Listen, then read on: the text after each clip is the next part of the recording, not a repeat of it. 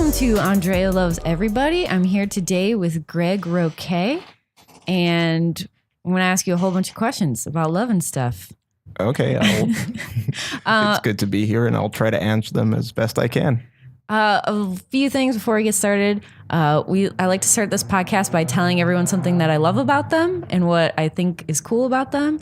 And I've done a few shows with Greg, and something that I really love when I watch your stand-up is that you kind of subvert the audience's expectations of you right away. And your comedy is clearly very biting and very smart. And I think when you get on stage, because you're in a wheelchair, people kind of want to like pity you, or they're like, oh no, like what's going to happen? And you just right into it right away, or just like, you kind of play an asshole on stage, and it's really funny. So I think I love that about you, and I love kind of watching you do comedy. So that's what I want to say. Well, thank you. I mean, my comedy has to be biting because I can really only move my head. I like that you always have like the best dresses. Oh, thanks. You're the most. I'm gonna put this on record. You're the most fashionable comic in LA. Oh my, wow. Can I get a plaque, please? I would be so stoked about that. That's awesome. Thank you so much. So, yeah, I mean, I'm really excited to be here, and thank you for the compliments. I was not expecting that. Yeah, I like to start with compliments because I think it puts you in a good mood, and then I can ask inappropriate questions afterwards. Ask away. Awesome. So we were kind of talking about this a little bit, and you got into stand-up 2 years ago. Yeah, like 2.5 years ago. What got you into stand-up, and how did you start that? I mean, like I tried stand-up when I was 18, and I was like really bad at it, and I got discouraged. And then like I always just had jokes, and one night I got really drunk, and my friend told me, hey, you should go to this open mic. And it was over at Long Beach, and at the library, where a lot of LA comics. I mean, now they're LA comics, but like Anna Valenzuela was there. I remember Keith Carey was there, and all these dudes. The roast people. Yeah. It was like a real bumping spot in Long Beach, and I just went there, and yeah, I just started doing more shows in LA and OC, and yeah, and I've been doing it since. But as we talked before the show, I've taken a little hiatus because of grad school, but I got some stuff coming up in this month, so I'm ready to get back in there. So you're doing film grad school, and your undergraduate is in philosophy? It was English and philosophy. English and philosophy. Yeah. Okay. So you kind of did English philosophy, kind of got into stand up for a couple of years, and now you're in grad school and kind of. Yeah, trying to break into Hollywood. Damn, just like the rest of us. So this is a love podcast. We talk about our feelings and stuff, and love and relationships. It's super fun. And I know you do have a girlfriend. Yeah. Can you tell us a little bit about how you guys met and how you started dating and stuff? Okay, so I've been dating my girlfriend for about 3 years now. And she's originally from the Midwest, and she came over to LA because she was doing her master's over at USC. Okay. And so like 3 years ago, I was on OkCupid, trying to find love, and I wasn't getting too many responses, but she actually went to school for occupational therapy, so she works with people with disabilities, and it was like the one time I could use my disability as like a real conversation piece that didn't feel like it was an interrogation, it like stuff arose naturally. She's like, oh, you probably have this kind of disability or blah, blah, blah. And after that, we just connected. And yeah, then a couple weeks after we talked, we went on our first date, and now we live together, and yeah, I've been dating for 3 years. Really? That's so cute. That's awesome. What do you mean when you say that it wasn't an interrogation? Did you feel like before that you were interrogating other women, or that they were interrogating you? I feel like I would always be interrogated because, most people, don't know like the specifics of every, disability. So they're like, well, what can you do? What can you do this? And then like, once you say like, oh, well, I have a spinal cord injury, then they'll look it up online, and then like, when you type in spinal cord injury, it'll give you all the general, like the generalizations of a spinal cord injury, but it's more nuanced than that. So they'll make these assumptions like, oh, well, you can't do this, you can't do that, et cetera. And so they make a lot of assumptions about you without actually knowing you and knowing what you're capable of. Yeah, but it's difficult because, you know, like disability is so personal and it's so like unique to each person, you know, like I know in the LA scene, like people see me and Joe and they think, oh, well, they're both in wheelchairs. Like, well, it's more different than that. You know, we have different functions and like different abilities and, you know, different disadvantages. Is this a disability you've had since you were a kid?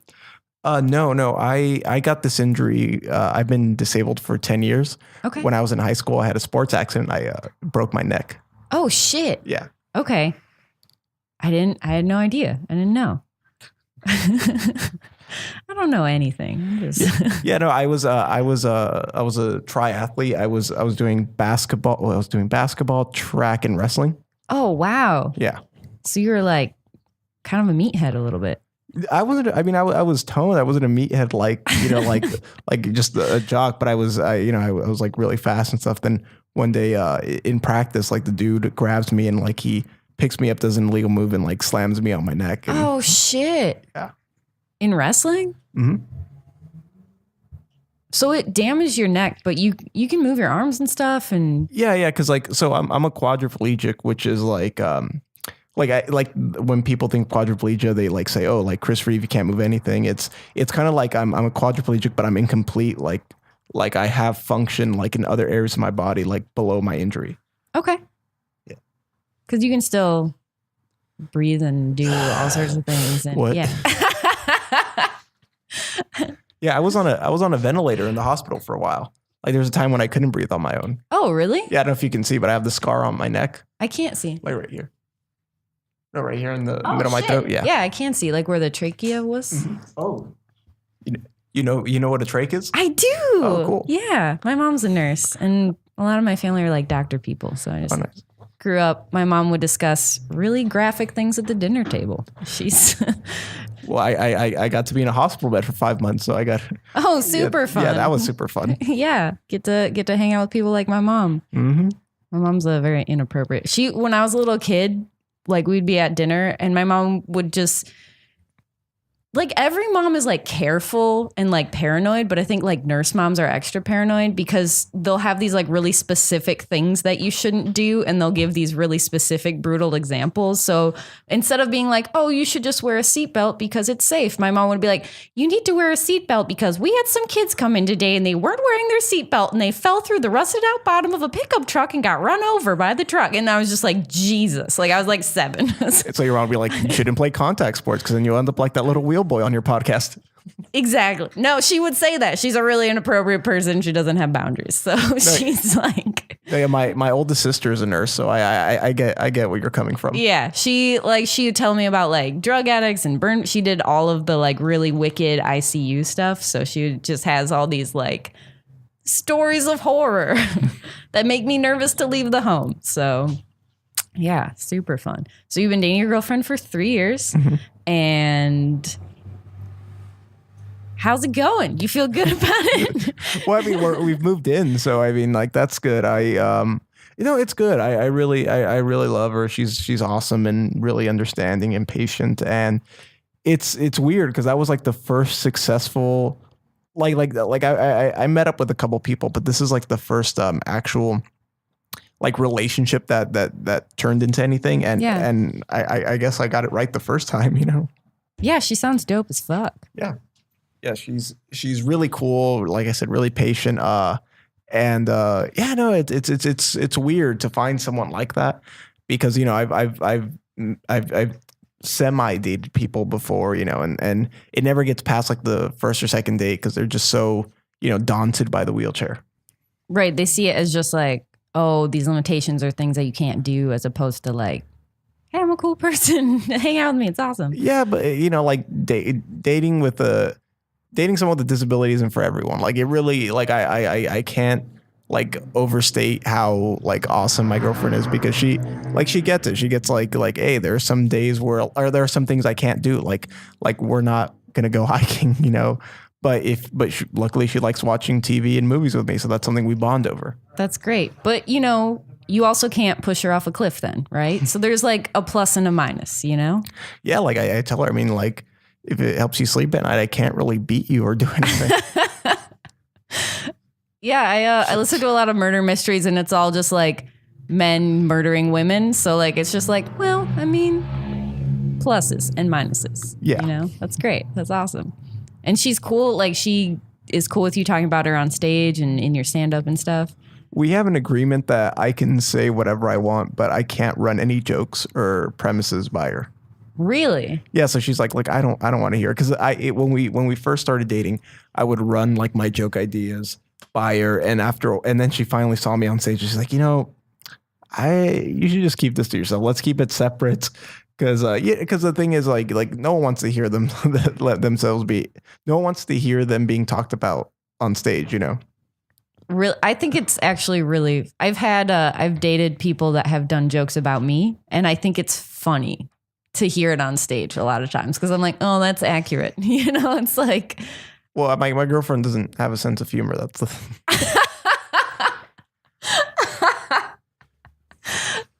That can't be true. There's no way. Yeah, I love her, but she's not the funniest person I've met. But that gives you extra room to be funny, right? It gives me extra room to be annoying. Like, sorry, that's okay. Being a little spastic boy here. That's okay. No, yeah, like it gives me more room to be annoying because like being funny only matters if the person wants to listen to you. Know your audience, I guess. Yeah. That's awesome. So does she come to your shows, or like is she more just like that's the thing you do and we'll hang out after? Yeah, that's kind of the thing. Like she'll say like I'm not going to your show, but afterwards let's grab dinner or something. So that's kind of, but that's kind of cool to have like the little open mics and the other shows is like my little refuge. Yeah. It's a space that's yours. Yeah. And you don't have to worry about what you say there or if you're being policed or if you're going to hurt her feelings. And I think that's really nice. Yeah, that's how I don't know how like comics can date each other, like date within the circle. That just seems like, it just seems like it's destined to fail. It's a terrible idea. It happens. I'm sure there's a lot of comics that do it. I've done it, but it's don't do it. Well, especially because I have a girlfriend, I shouldn't. Yes, definitely not. Definitely also that. But yeah. But maybe I'm a coward because I'm afraid of like, let's say my girlfriend, as soon as I get home, she's like, I want to try stand up. And then she does material on me and be like, fuck, she has a lot to work with. What I think would be worse is if she was, there's two horrible ways that could go bad is like if she winds up being really good at it and you feel self-conscious, or if she wound up being really bad at it and you'd have to still feel like you're supporting her. Yeah, I feel like I'd rather go with the latter, because the former, if she gets really good at it and let's say like through some astronomical odds she like gets her own special, like I'm gonna be the guy in the wheelchair she's dating. I'm gonna be like, damn it, everyone knows who it is. Yeah, it's really hard. It's pretty easy to narrow that one down. Yeah, it's either me or Joe. Is that it? I'm trying to think. I guess so. Yeah, I think we're the only wheel boys, because I mean, there's Danielle. Yeah, but yeah, I mean, like it's just me and Joe. Like that's. Yeah, that's fair. Is so what do you do together? I mean, like you watch movies? Well, me and Joe. Oh,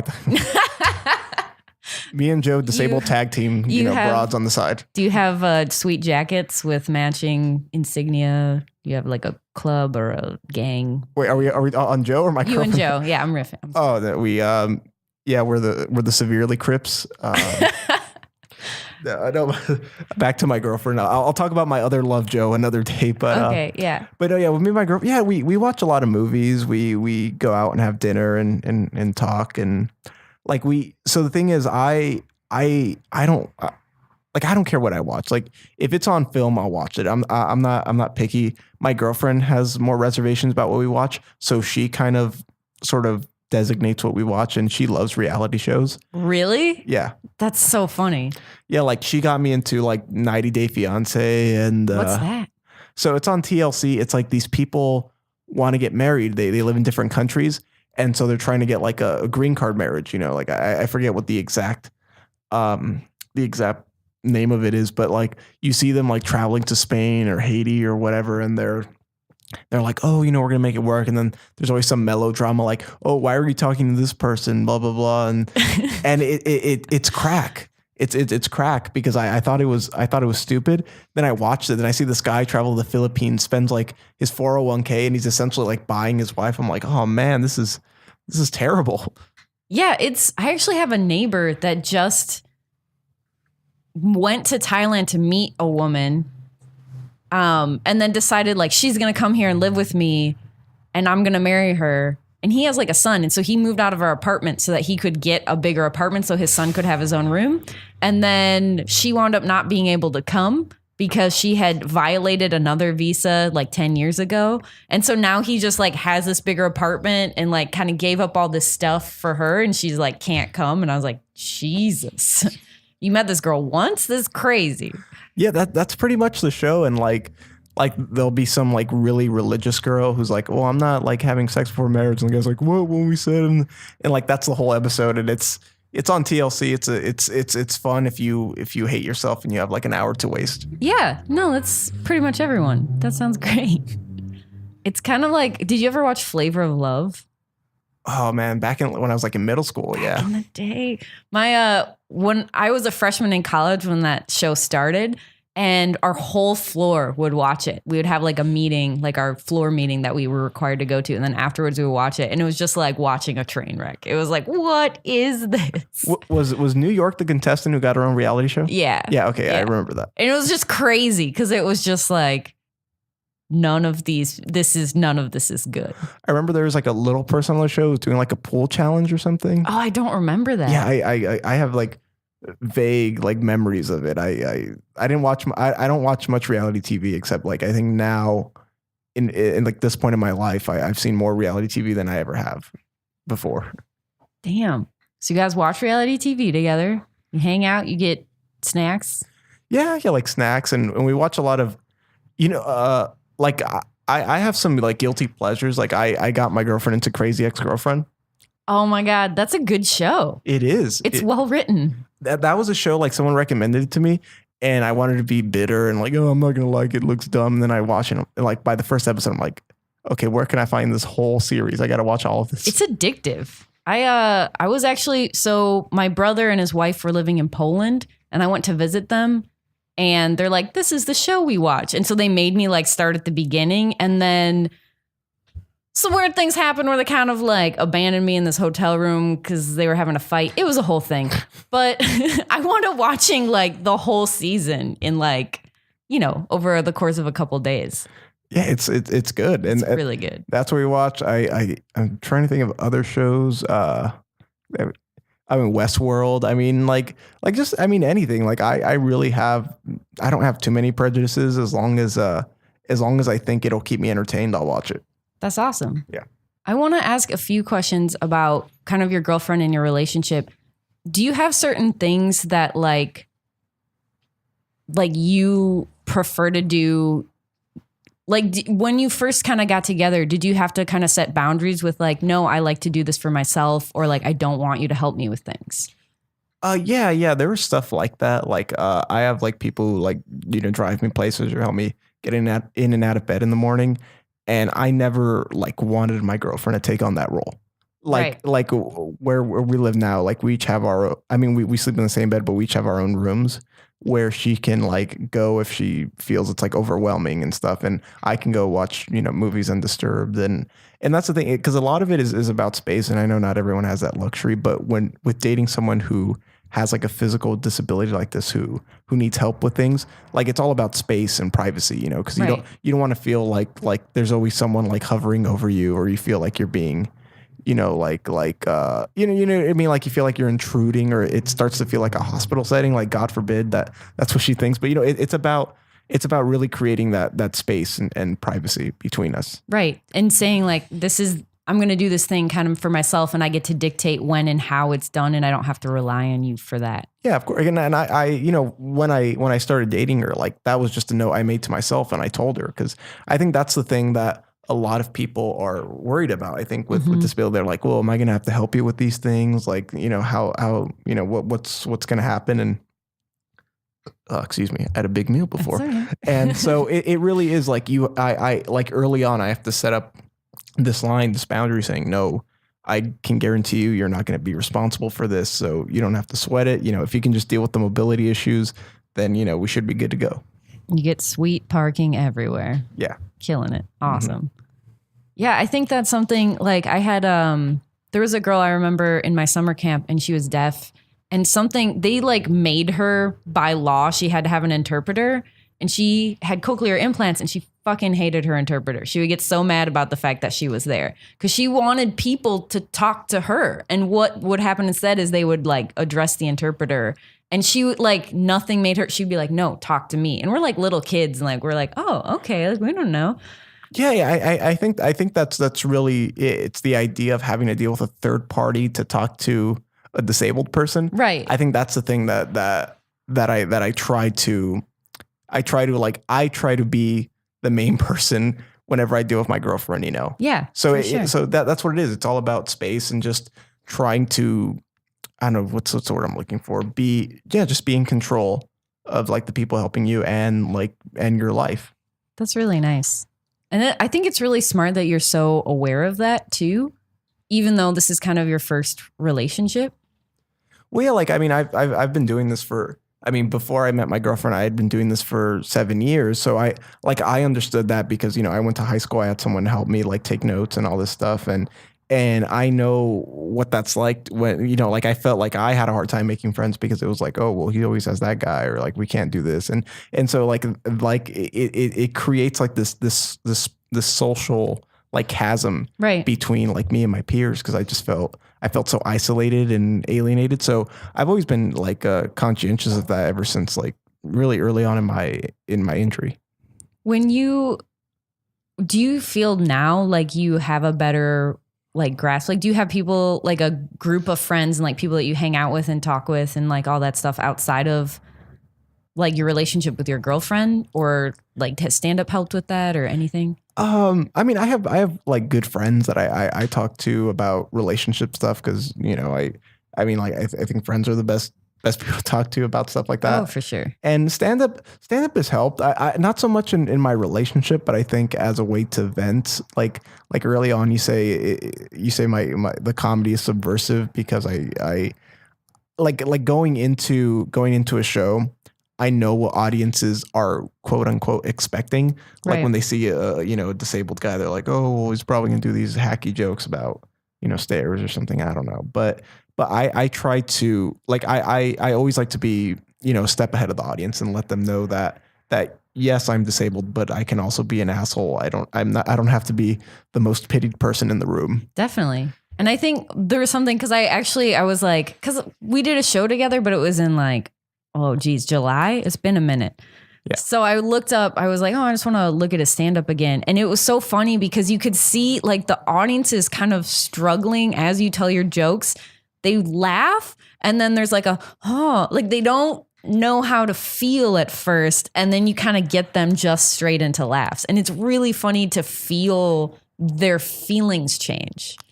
Yeah, I think a lot of it, and we were talking before the podcast about Steve Martin. I've read everything Steve Martin has ever written, and one thing he wrote about like doing comedies early on is he said he took a psychology class and he learned about like tension and building that tension and having it released through like awkwardness.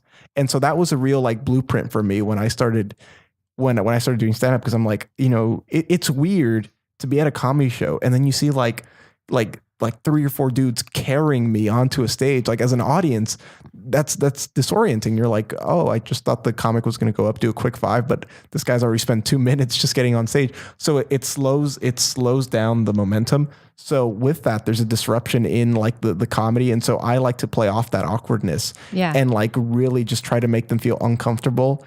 And then like, because they feel so uncomfortable, and then, with the natural climax of a punchline, they're like, oh shit, this is really fucking weird. And they just start laughing. I think they feel safer too if I start off with self-deprecating humor. Right. Because I mean, like, like it's weird. Like being a disabled comic up there is really weird because you just don't know if the audience is gonna, I don't know, like trust you and laugh at your jokes when you make fun of yourself, or if they're just gonna feel too reluctant to do it, and so you're just there for 5-10 minutes, and you're just dying on stage because no one wants to make fun of you or laugh with you. Excuse me. When you first started doing it, did you bomb or were you funny right away? I was all right. I didn't really get my first big laugh until maybe like a month or two doing it. Okay. And you stuck with it. That's impressive. That's hard. Yeah, like I was getting chuckles. Okay. And then I wrote this one joke, and I'm trying to remember what it was. I think it was something like, I said something like I'm really nervous. I said something like, if I'm gonna hang myself or something like with the cord. And I said knowing my luck, I'll probably snap my neck into place and I'll be the one walking out on you guys.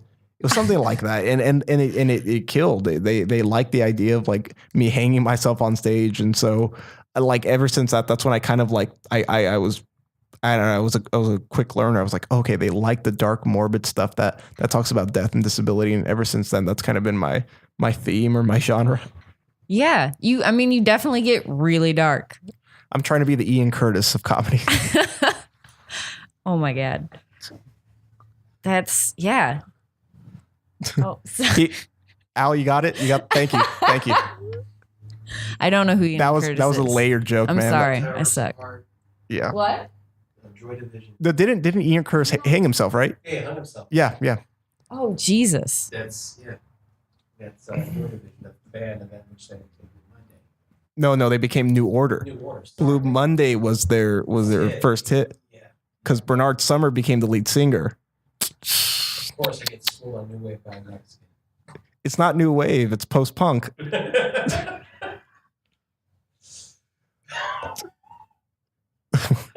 You were saying? I know. I'm so sorry. I'm like music. It's just references. I don't know what they are. I'm so like I'm kind of an old person. You live in Los Angeles. You haven't heard like Joy Division or all these like 80s bands? No. You're surrounded by Mexicans. It should have come up before.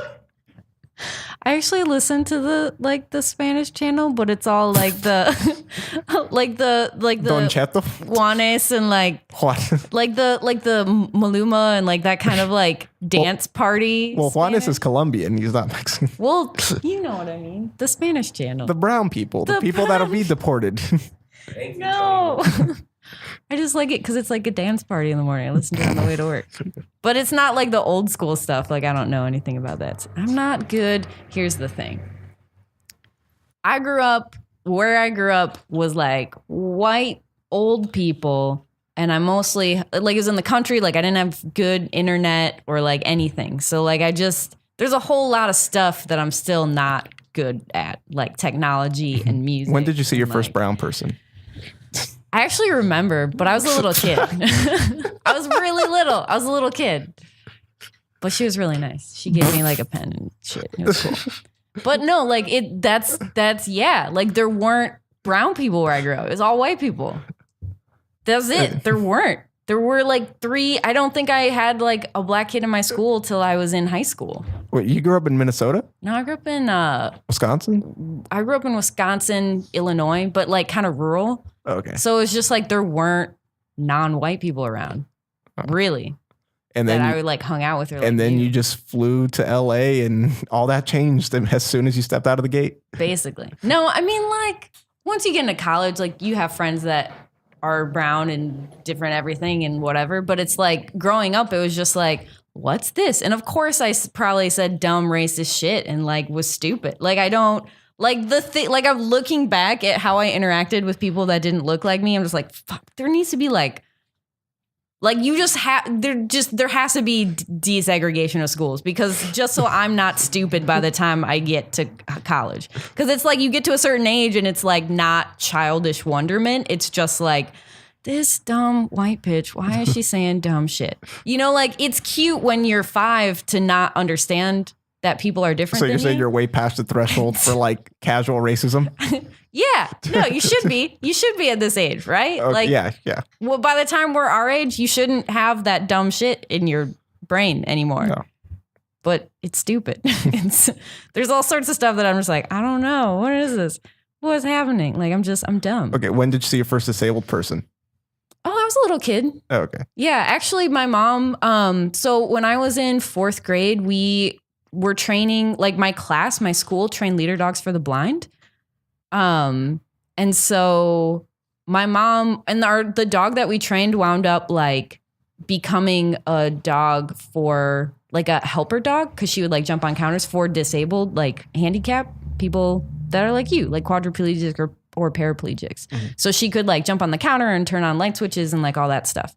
And so my mom was like, oh, you should meet my friend John. And because my mom's a nurse, John was this guy that she took care of when she was like going through nursing school, and she was kind of like his helper. And so she would go, his whole story was that he was swimming in a lake and it was like a dry season, and he dove into the lake and he snapped his neck and he became a quadriplegic. And so my mom was like, we should just hang out with John. You should meet him. And I was like, okay. And he showed me a sweet van, and I was like, oh, this is cool. Like you get to have a sweet van, and like he was a really cool guy. He was really nice. So as a little girl, this strange man showed you a sweet van. He had so much candy. Luckily he couldn't touch me. So that's the only time that story doesn't have a sad ending. You know, it's a strange man in a sweet van, but he was paralyzed, so he couldn't touch me, and I got all the candy I wanted. Here's the thing. How better to learn that disabled people are super cool than for them to show you a sweet van and give you lots of candy, right? I think one thing that I'm proud of being quadriplegic is that like I'll never inappropriately touch anyone. I mean, you still could. Yeah, but it's like too much effort and stuff. Like, just what? Like I'm gonna have to like. I would say believe in yourself. Believe in yourself, and here's the thing: you too could be Harvey Weinstein. Yeah, I mean, really, anyone could do it. Okay. So I think should we segue back into? I'm so sorry. I feel like such an asshole. Oh, I'm dumb. I'm a really dumb person. Well, I mean, I don't know. I don't think so. You can just say that's okay. Well, I was already judging you when you knew who Joy Division was, so I don't know if there's anything that will redeem you. Oh my God. Oh, this is. Yeah, I'm sorry. It's okay. Part of the reason I wanted to do this podcast is because I was like, I kind of wanted an excuse to ask inappropriate questions. Ask away. That I'm probably like I'm too old to be asking. You know what I mean? Like, well, I can assure you, I'm an open book. What's an inappropriate question you have for me? Okay. Do you and your girlfriend have sex? Is that yes? Okay. I don't know. Is that like that's a weird? She's always on top. If that's what you're wondering. Oh man, but you can. I mean, like, can you feel sex? Yeah. So okay. So here's the question. I'll put it on record. So, like I said, so every disability is different, and paralysis. Everyone thinks oh, you can't feel below the waist.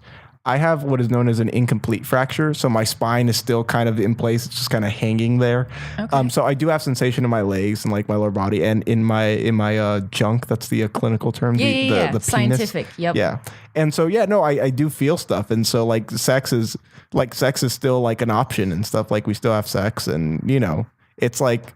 I do more creative things too. If I get too tired, because I mean, no one just wants to I don't just want to lie there for like 2 minutes because right. I'm a 2 pump chump. But I don't want. I don't. So I can. We do that, and then I'll do other things because like that's just the fun of sex. It's exploration. Yeah, it's a good time. It's supposed to be fun, right? It's not supposed to feel like jail. No, it's like sex. In theory should be fun, but a lot of times it's awkward and like it seems like a chore when like you're after a while you're just kind of like I'd rather be watching TV. What if we just napped? What if we? Yeah, especially now that I'm getting older. I feel like that. I'm like man, I don't know. Can I just watch TV and lazily lick you? I feel like as I'm getting older, like I just don't care I'm like, can we just like cuddle? Like I would much rather be loved than have sex with someone, if that makes sense. Like as I get older, it's like, can't we just like do an old people thing where we're just like are nice and like give each other back rubs or so, like that just seems so much more pleasurable than just like we gotta get sweaty and it's gonna hurt and it's just like back rubs are so underrated. I'm pushing all day, so my shoulders get sore. So like a back rub, like if you do a back rub correctly, I will like fall asleep like within 2 minutes. That's my jam. I love to give back rubs. I love to receive. It's to me usually better than sex anyway. That's how I feel about back rubs. I have strong feelings. Yeah. I don't depend. To me, it's very like orgasm relative, you know. What do you mean?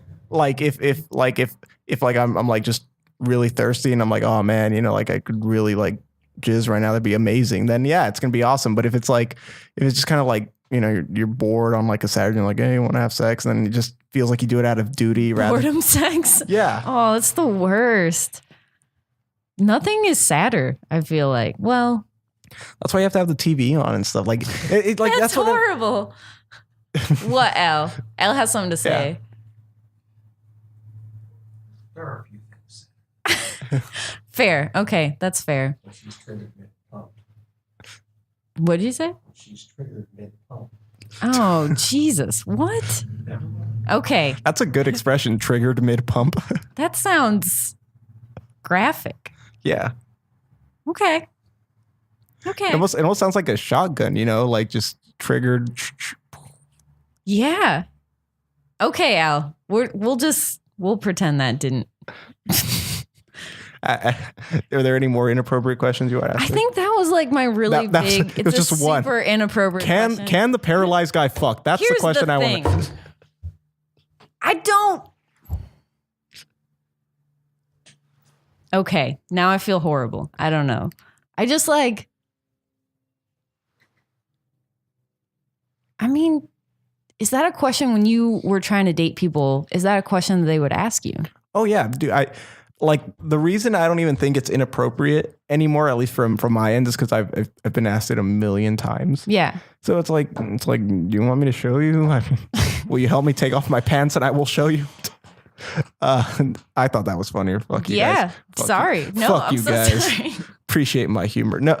I've been asked that so much that I've, you know, pun intended, I've been desensitized to it. Like right. Like, cause it really is like, that's what you hear. And it's on a case by case basis. Cause I know there's some dudes who, you know, like they have a complete fracture and like, they just can't feel anything anymore. And that's, you know, that's unfortunate. Like, but it varies. So I get, like, it's like I said earlier, you know, like people will Google spinal cord injury, look up all the generalizations like, oh, can they still get hard? Can they still do this? And so I just get it that it comes with the territory. Yeah. But yeah, like it's like I said, I've been asked that like 1,000,001 times. Yeah. Okay. I think I have other questions. Blah, blah, blah. I have answers. Oh yeah. This is kind of one thing that I always want to ask is like, is there anything about love that scares you? Like when you were first dating your girlfriend and like felt yourself having those feelings, like what was the thing that you're just like scared about? I mean, we're all scared about like not being accepted or that person leaving us, but like, did you have any specific fears? That eventually it'll plateau. I think that's the scariest thing. Yeah. Because like when you first start dating, you're like, and like when it starts getting serious, you're like, oh man, I really, you know, I love this person. It's awesome. And you start doing more and more things. And then like, you know, now that we've moved in together, it's like really awesome. But let's say like it goes on to like marriage, you know, because like this is like once you move in, it's like the next step is marriage. That's what everyone's been like, you know, hounding Bugging me you about. Yeah. Yeah. And I'm like, well, we'll see what gets there. But like, let's say we do get married. And then what if it just plateaus? Like, what if that was the best? And then like I have to spend, you know, 40 years if I live that long with like the person and it's just like this monotonous, like, I don't know, like just this is like this monotonous existence where it doesn't get any better or any worse. And it just like becomes mundane. Like that's scary. Like the idea of like the person you love most in the world just becomes like a background prop. Are you afraid of also becoming a background prop in that person's life? Yeah. It goes both ways, obviously. Yeah. But it's the idea of that, like, it's not love in like the sense that it's something active, something that you do, but like love in the sense that you're just there. Like it becomes a passive verb. I think it's so interesting because like that's something that American relationships worry a lot about, or like love-based relationships. Because I have friends that have gotten arranged marriages or have gotten married in countries where like it's not where you just marry someone before you're really in love with them. And the whole concept of love is to eventually get to this point of like the idea of like duty and honor and being with that person for a long time is like the basis of the relationship. And then this feeling, these like kind of fiery feelings of like attachment and love are something that aren't what it's igniting the relationship. It's what comes after. So I think it's just really interesting because like, that's something that we worry about here. And then it's like, I wonder sometimes if that's okay, you know, like maybe, I mean, there are worse things that can happen to you, like, you know, being triggered mid pump. But no, I honestly, I've come to this conclusion that I think that comics and ordinary people don't really experience love. I think love is only for the poets. What do you mean? Like, I feel like, I don't know, like, I feel like it's one of those things where I've gotten older, like, you know, like we all want to think we're Forrest Gump and we're like, oh, we're dumb people. We know what love is. But at the end of the day, I'm just like, I don't know what it is. I just know that I can't like live life without it. I just like, it's just, it's weird. It's like this thing. It's like you're chasing something that you don't know what it is. So you're just scrambling all over the place. But I think maybe that's the excitement. And I think that's what scares me. The idea that curiosity, that excitement will like fade away or erode until like, it just like, you're just sitting in your room, like, embracing the passivity, you know? Yeah. But I think what might help in your case is that because you and your girlfriend do live such separate lives in a lot of ways, like you kind of have your own thing, is you'll both kind of continue to grow as people in different ways. And like, you know, not that you're going to like become a new person, but like you're experiencing all these things at school and you're like learning all this stuff and you're writing, and like the person that you are today, you're going to continue to change and grow. And so is she. And like, you'll still have those moments where you get to talk about it and discover each other and like come together at the end of the day and like appreciate who that other person is. No. So that's so cool. Yeah. I mean, I agree with that. And I think that's the exciting part, like the idea of growing together. It's more of the growing apart that comes when like you automate love, when it, like I said, it just becomes a routine. Yeah. And then it's like, man, cause I doubt it ever gets to this point, but I would hate the idea of like our relationship or our love becoming like just like brushing your teeth every morning. Like you just do it and it's there, and you know, you don't think about it anymore. Like it's on automatic. It's on autopilot. I think that's something that like I've been in a couple longer relationships. I was in a really long relationship. I dated someone for 4 years and we were like engaged and it was like a whole thing. And it kind of did get to that point where we like weren't making an effort to spend time with each other. And it was like that. It was really hard where it was just like, oh, we just do these things and I never see you. And then it was to a point where I was almost like, I don't really know who you are anymore. Like, I don't remember this about you, and you've kind of developed these new traits, and now you're drinking all the time and like that kind of thing where it's like you can grow apart, and that's what's so scary and dangerous. I don't know, but I have also talked to people that have been together for 50 years, and they're just like, well, we just do this and it's fine. Some people seem still in love, some people don't. I don't know if you can tell what's going to happen. It's so weird. Maybe people are just like sated more easily than I am. Maybe I'm just like my mother. Maybe I'm, never satisfied. Maybe you're afraid love will tear you apart. Oh my God. I think that's a great spot to end. That was really fun. Thank you so much for coming. Thank you for having me. Can you tell everyone where they can find you, like online? Do you have a website or? I'm currently working with a graphic designer and programmer to boot up my new webpage. It should be up soon. And this isn't getting released till February, so give us the site. February? Yeah. Okay, it's gregroque.com. That's Can you spell it? GREGROQUE.com, or .com for my Spanish speaking friends. And I'll have all the cool stuff up there. I have some shows it's going to be February. I'm not going to Yeah. It's gonna be past. We'll have to. That's why I was like, we'll just do like your Twitter handle. You got one of those? I'll probably be in some open mic in LA or OC in February. So just look for me there. Follow me on Facebook, and I'll tell you all about it in February. Super fun. Thank you so much for coming. Thank you again for having me, and it was a pleasure. This was great. Thanks, guys. Talk to you later. Bye.